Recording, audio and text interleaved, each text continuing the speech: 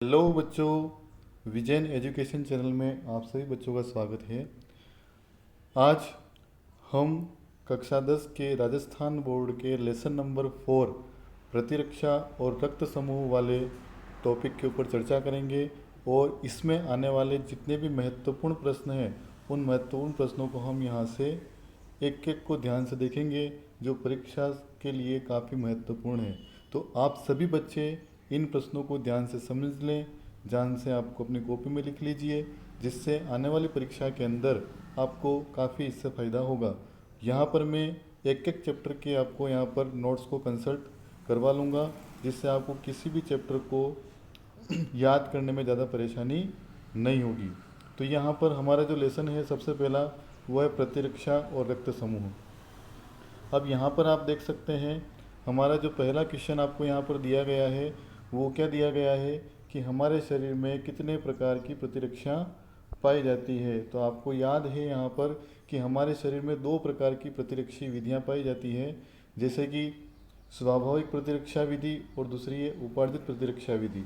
और स्वाभाविक का मतलब क्या होता है कि यह प्रतिरक्षा जन्मजात होती है और हमें लोगों से लड़ने की क्षमता भी प्रदान करती है, यानी कि जन्म के साथ ही जो प्रतिरक्षा मिल जाती है उसे हम स्वाभाविक या जन्मजात प्रतिरक्षा भी कहते हैं। इसी प्रकार से आप यहाँ पर देख रहे हैं उपार्जित प्रतिरक्षा।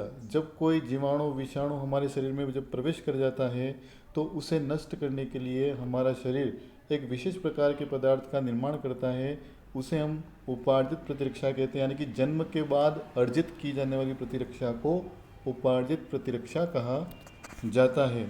इसी प्रकार से हम और आगे चलते हैं। यहाँ पर अगला जो प्रश्न है आपका है वो है प्रतिजन या एंटीजन हम किसे कहते हैं। तो प्रतिजन और एंटीजन की जो डेफिनेशन है वो बहुत ही सिंपल है कि प्रतिजन वे अणु होते हैं जो रोगों से लड़ने की क्षमता प्रदान करते हैं, उसे हम प्रतिजन कहते हैं। इसी प्रकार से यहाँ पर एक और प्रश्न आपको दिया गया है प्रतिरक्षी किसे कहा जाता है, यानी कि एंटीबॉडी हम किसे कहते हैं। इसको हम एंटीबॉडी भी कह देते हैं कई बार। तो एंटीबॉडी किसे कहा जाता है, तो आप ये देख सकते हैं यह एक प्रकार का प्रोटीन होता है जो हानिकारक जीवाणुओं को पहचान करके उसको नष्ट करता है, उसे हम प्रतिरक्षी कहते हैं, एंटीबॉडी कहते हैं। एंटीबॉडी यानी कि अपन ये समझ सकते हैं कि ये कीटाणु जीवाणु को नष्ट करने वाला जो पदार्थ होता है शरीर में उसे प्रतिरक्षी कहा जाता है। इसी प्रकार से एक महत्वपूर्ण प्रश्न जो परीक्षा में आने की भरपूर संभावना है वो ये है कि प्रतिरक्षी या एंटीबॉडी की संरचना कैसी होती है, यानी कि आपको यहाँ पर ये देखना है कि ये जो इसका स्ट्रक्चर है वो किस प्रकार से बनाया गया है। तो आप देख सकते हैं कि प्रतिरक्षी की संरचना के अंदर आप देख सकते हैं कि प्रतिरक्षी वाई आकार का होता है। सबसे मेन बात, इसका जो शेप होता है वो वाई शेप्ड होता है। इसमें दो भारी श्रृंखलाएँ होती हैं और दो हल्की श्रृंखलाएँ होती हैं। भारी को हम एच से और हल्की को हम एल से लिखते हैं। ये दोनों मिलकर के एक एच एल द्विलक का निर्माण करती है। एच व एल श्रृंखला के मध्य में डाइसल्फाइड बंध पाए जाते हैं, कि दोनों जो चेन होती है वो डाइसल्फाइड बंध के द्वारा आपस में जुड़ी होती है। भारी श्रृंखला में 440 एमिनो अम्ल पाए जाते हैं और हल्की श्रृंखला के अंदर 220 एमिनो अम्ल पाए जाते हैं। प्रत्येक श्रृंखला में स्थिर भाग को हम COOH और अस्थिर भाग में NH2 समूह यहाँ पर पाया जाता है। तो ये बहुत ही मैंने साधारण और सिंपल तरीके से मैंने इसकी थ्योरी को यहाँ पर लिखा है। डिटेल्स और भी हो सकती है, पर आपके परीक्षा के हिसाब से याद करने के हिसाब से मैंने आपको यहाँ पर शॉर्ट में यहाँ पर इसको करवाया है।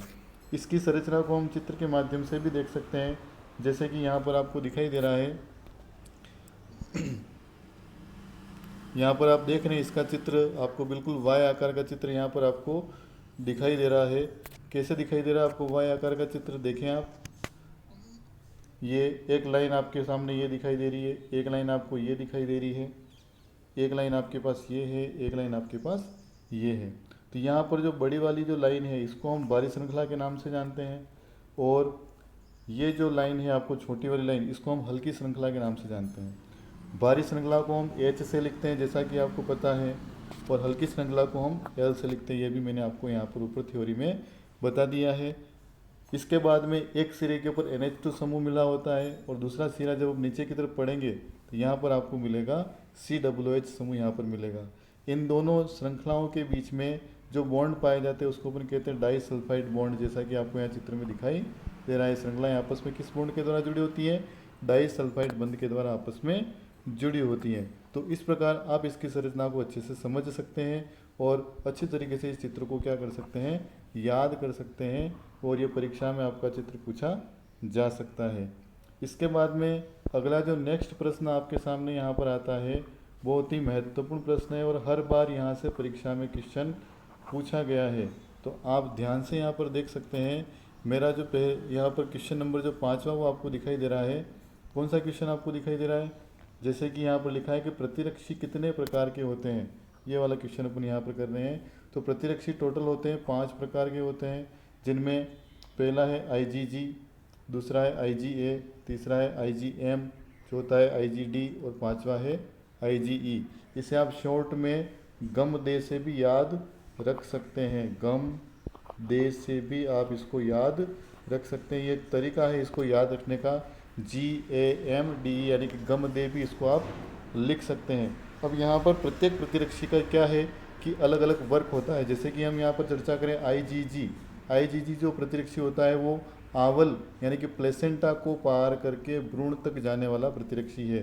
यानी ये प्रश्न बोर्ड में आता है कि प्लेसेंटा को पार करके कौन सा प्रतिरक्षी जाता है, तो उसका नाम क्या है, IgG। इसी प्रकार से माँ के दूध में पाए जाने वाला प्रतिरक्षी कौन सा है, तो IgA उसको कहा जाएगा। इसी प्रकार से यह बेसोफिल और मास्ट कोशिका पर क्रिया करने वाला प्रतिरक्षी कौन सा है, तो वो है IgE। और इसी प्रकार से यहाँ पर आप देख सकते हैं कि जो प्रत्युर्जता और एलर्जी क्रिया में भाग लेता है उस प्रतिरक्षी का क्या नाम है, IgE। तो आप इस प्रकार से क्या कर सकते हैं, इन प्रतिरक्षियों के कार्य भी आप साथ में याद रख सकते हैं। और यहाँ पर 101% चांस है कि यहाँ से क्वेश्चन यहाँ पर परीक्षा में आता है। तो बेटा अगला जो 6ठे नंबर का क्वेश्चन यहाँ पर आपको दिखाई दे रहा है कि रक्त समूह की खोज किस वैज्ञानिक ने करी। तो आपको यहाँ पर ये याद रखना है, और ये भी प्रश्न परीक्षा में आ चुका है आपका, कि कार्ल लैंडस्टीनर नामक वैज्ञानिक ने इस रक्त समूह की खोज करी थी। इसी प्रकार से यहाँ पर RH कारक की खोज करने वाले साइंटिस्ट कौन है, तो RH कारक की खोज करने वाले साइंटिस्ट है आपके कार्ल लैंडस्टीनर। दोनों साइंटिस्ट आपके सेम है ये। इसके बाद में RH कारक की खोज कौन से जीव के अंदर की गई, यानी कौन से एनिमल के अंदर इसको खोजा गया था, तो उसका नाम है मकाका रिसस नामक एक बंदर था, उस बंदर के अंदर ये RH कारक खोजा गया था। इसी प्रकार से आप देखें मानव में कितने प्रकार के RH कारक पाए जाते हैं, तो मानव के अंदर पाए जाने वाले RH कारक की जो संख्या है उसको हम यहाँ पर देखेंगे। जैसे मानव के अंदर 5 प्रकार के RH कारक यहाँ पर पाए जाते हैं, जैसे RHC, RH कारक, RHE कारक, RHE कारक, RHC कारक। यानी आप इसको याद कैसे रखते हैं, तो 2 तो बड़े एक बड़ा, 2 तो C है यहाँ पर, एक बड़ा और एक छोटा है, 2 E है, एक बड़ा और एक छोटा है यहाँ पर। इसी प्रकार से यहाँ पर एक C के साथ में कौन है, एक बड़ा D है। तो ये 5 कारक आप याद रख सकते हैं, 2C, 2E और एक D होता है।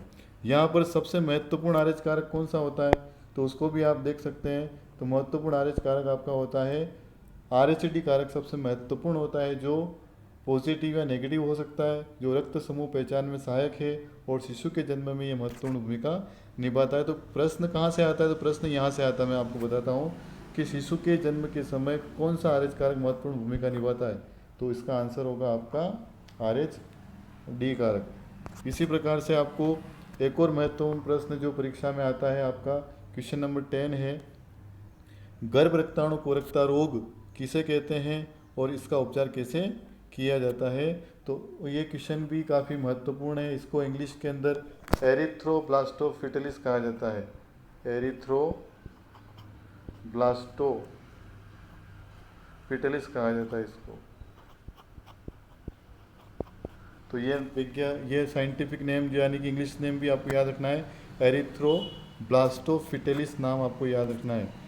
गर्भ रक्ताणु कोरकता रोग का मतलब ये होता है कि जब RH ऋणात्मक माता से RH धनात्मक पुत्र पैदा हो जाता है, यानी पहली संतान कैसी होती है, RH धनात्मक वाली होती है, तो रुधिर लयनता से शिशु की मृत्यु हो सकती है या शिशु कमज़ोर होता है, इसे गर्भ रक्ताणु कोरकता रोग कहा जाता है। वैसे तो मैंने इसको काफ़ी शॉर्ट यहाँ पर कर दिया है, परंतु वास्तव में होता ये कि RH ऋणात्मक माता की पहली संतान कैसी होती है, RH धनात्मक, जब दूसरी संतान भी आरएच धनात्मक होती है तो पहले से बनी हुई एंटीबॉडी जो होती है वो उस शिशु की मृत्यु कर सकती है, क्योंकि उसमें रुधिर लयनता हो जाती है, ब्लड का एग्लूटिनेशन यहाँ पर हो जाता है, इस कारण से बच्चे की मृत्यु हो जाती है। तो अब इससे बचने के लिए हम क्या उपाय कर सकते हैं, तो आपको उपचार भी यहाँ पर बताना होगा।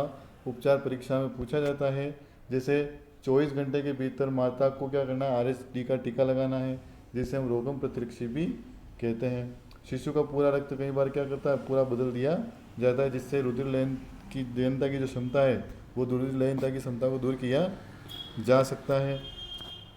इसी प्रकार एक अगला नया टॉपिक आपका स्टार्ट होता है यहाँ पर, रक्ताधान किसे कहते हैं। तो आपको याद रखना है कि जब एक व्यक्ति का रक्त दूसरे व्यक्ति को चढ़ाया जाता है तो उसे हम रक्तादान कहते हैं। कभी एक्सीडेंट होने पर, ऑपरेशन के दौरान या किसी गंभीर बीमारी के कारण से यदि व्यक्ति में रुधिर की कमी हो जाती है तो एक स्वस्थ व्यक्ति दूसरे व्यक्ति को रक्त जो है दान करता है, उससे हम रक्तादान कहते हैं। इस रक्तदान को कैसे किया जाता है, इस पूरी जानकारी को हम नेक्स्ट वीडियो के अंदर देखेंगे, जिसमें मैं रक्तदान में क्या सावधानियां रखनी है, रक्तदान कैसे किया जाता है, उसकी प्रक्रिया क्या है, सारी जानकारी मैं आपको समझाऊंगा। आज के लिए इस वीडियो में इतना ही। आप वीडियो को पूरा देखिए, अपनी परीक्षा की अच्छे से तैयारी करिए, सारे ये महत्वपूर्ण प्रश्न हैं। और आपको ये वीडियो लाइक करना है। आपको वीडियो में कोई समस्या है तो आप किसी प्रश्न संबंधी प्रश्न यहाँ पर मुझसे पूछ सकते हैं। और इस चैनल को आपने सब्सक्राइब नहीं किया है तो चैनल को भी यहाँ पर सब्सक्राइब आप यहाँ पर कर दीजिए। Thank you.